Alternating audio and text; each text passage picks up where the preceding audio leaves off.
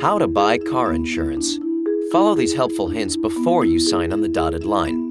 You will need a credit report, knowledge of local law, careful consideration, and competing quotes. Optional, extra coverage. Step 1. Check your credit report for errors. Insurance companies use your credit rating to help determine your rate. Request a copy of your credit report by logging onto annualcreditreport.com or by calling 1-877-322-8228. You are entitled to one free copy per year. Step 2. Find out the minimum car insurance required by law on your state's Department of Insurance website.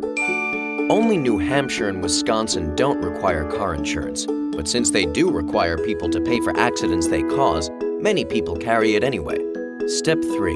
Consider buying more liability insurance than your state requires. Consumer groups recommend a minimum of $100,000 for injuries per person, $300,000 per accident, and $100,000 in property damage liability. Most American car insurance does not cover you if you're driving outside the United States. Some policies are valid in Canada and Mexico, but check if your coverage meets those countries' requirements. Step 4. Collision coverage pays for the repair or replacement of your vehicle. If your car is more than 5 years old or worth less than $4,000, it may not be worth it. Step 5. Comprehensive coverage covers you if someone steals your vehicle or if it's damaged by a windstorm, fire, hail, or vandalism. But if your car is more than 12 years old, unless it's a valuable vintage set of wheels, the cost may outweigh the potential benefit.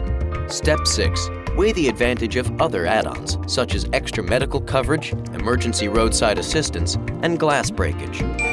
Consider buying uninsured or underinsured motorist protection, even if your state doesn't require it. This provision protects you if someone with no insurance causes a collision with you. Step 7. Shop around. Get a general quote from an insurance company's website by plugging in basic information like your zip code and car model. Some websites offer quotes from several companies so you can compare rates. Just be aware that these quotes reflect a bare-bones policy with no add-ons. Step 8. Once you choose a company, ask if you're eligible for discounts. Having airbags, anti-lock brakes, or an anti-theft device can reduce your rates.